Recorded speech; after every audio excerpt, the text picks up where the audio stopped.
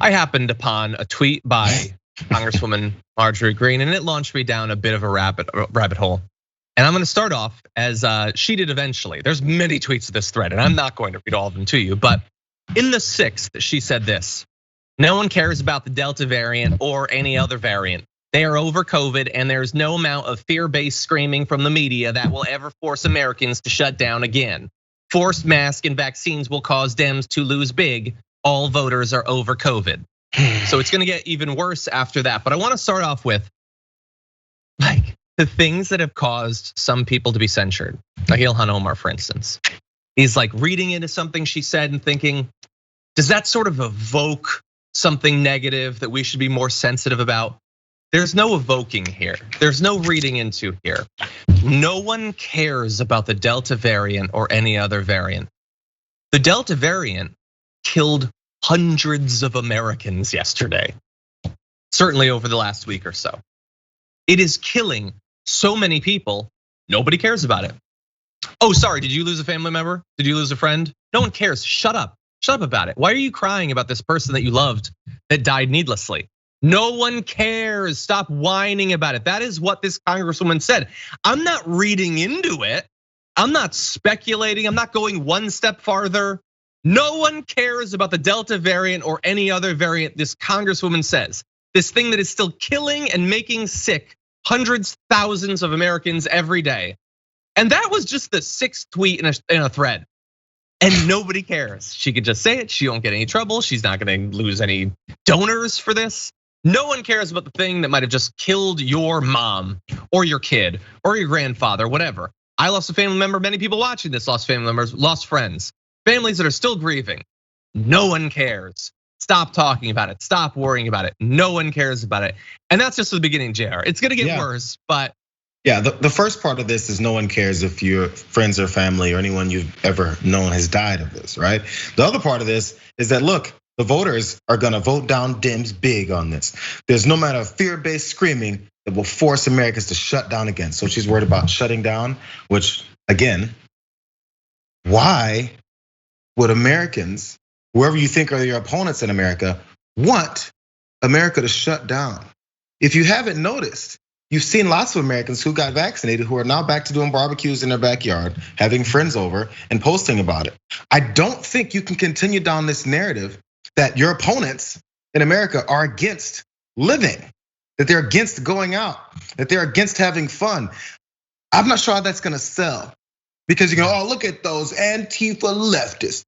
They just like to stay in their house. I thought they're always out screaming and violently confronting you. Exactly. Which one is it? Are they at home or do they love to be out? Jesus, it's constant with the stupidity. Oh, and also all voters are over COVID. Forced masks and vaccines will cause Dems to lose big. That was last year's talking point. We're over the forced mask because people are getting vaccinated. Crazy how that works. You can't keep pushing the same thing and thinking, and again, this is only about voters. That's what this push is for. Never once did she talk about the lives of people are improving. Look at everybody making all this extra money now, things are opening up because none of that is on their radar. They don't care about people getting back to their lives. They care about pushing voters into thinking that they are the godly ones and everyone else is the evil ones to vote for us. That's the bottom line. Jared, can you imagine if like an immigrant coming across the border killed someone? One immigrant killed one person, and Rashida Tlaib said, "I don't care." Done. The whole thing's done. Every Democrat is canceled. Yeah. Hundreds a day. Well, amazing. Unfortunately, it doesn't end there. By the way, that was the 6th. I don't even remember what the 5th was. There's some, like, it's literally everything. So she does 2 things. She attacks like a lot of people who all happen to be black randomly, while claiming that racism doesn't exist. And 2, all of her tweets basically end with every American agrees with me on this. So wonder that you guys lost the election. So weird how that works out. But anyway, she goes on to say, and I gotta throw up a little bit more of this. Dems' embrace of the progressive squad, AKA communists, are going to be their downfall. People don't want the Green New Deal and don't want to be forced into dependency on Chinese batteries in their government mandated EVs. No matter how many lies AOC tells on Chinese TikTok. Oh my God. Because you gotta fit in a bit of the Chinese stuff. It's like you gotta get that too. It's not enough to do the Islamic stuff or about Mexico. It's also China because of TikTok. Why not? Why not? I want a government mandated EV. Give me one. Give me one right now. Come on, I want that with the Chinese batteries. Here's an idea, Marjorie. If you don't want Chinese batteries in them, how about we subsidize the development of American battery technology? Doesn't that seem like a good idea? Maybe then it could be American batteries in your government mandated TikTok that the progressive squad, AKA communists, want. It's funny, Marjorie. There's these phones people carry around. They say Samsung, you know, that American company. They've got these things called batteries in them that everyone has and uses. You know, those Chinese batteries that are taking over America. They took over a long time ago with their batteries. And their Hyundais and their Hondas and their Toyotas and their Nissans and their Infinitis and their Lexuses. Jesus, oh my God, the Japanese and the Chinese are already here. The Koreans are there too. It's crazy. Those scary people have implemented. Technically, I think Samsung's Korean, but yes. Yeah, no, but all of them. Like, by the way, it doesn't matter. Yes. It doesn't matter. Chinese connects to everything that's not American. You know that, right? Exactly. Well, I wouldn't assume that she could tell the difference. But anyway, yes, okay, we're gonna break in 1 sec because there's just so much racism just going through.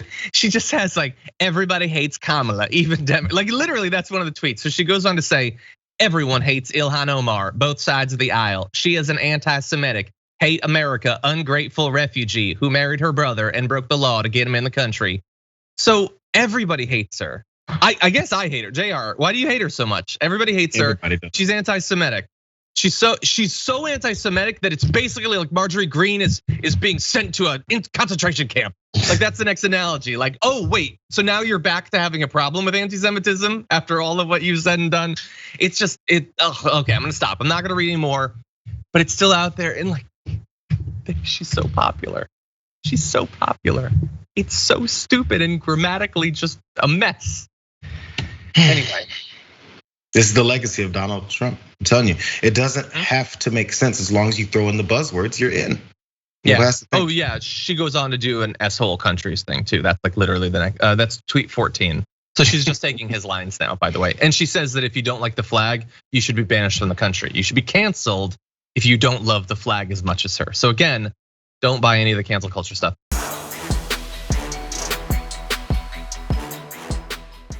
Check out the Damage Report podcast each day, wherever you get your podcasts, whether Pocket Casts or Stitcher or iTunes. You can join me as I give you the news and stories you want, with a range of co-hosts and interview guests jumping in on the fun each day. Again, that's the Damage Report, wherever you get your podcasts. And if you get them at iTunes, don't forget to rate and review. Sometimes I'll read them live on the show.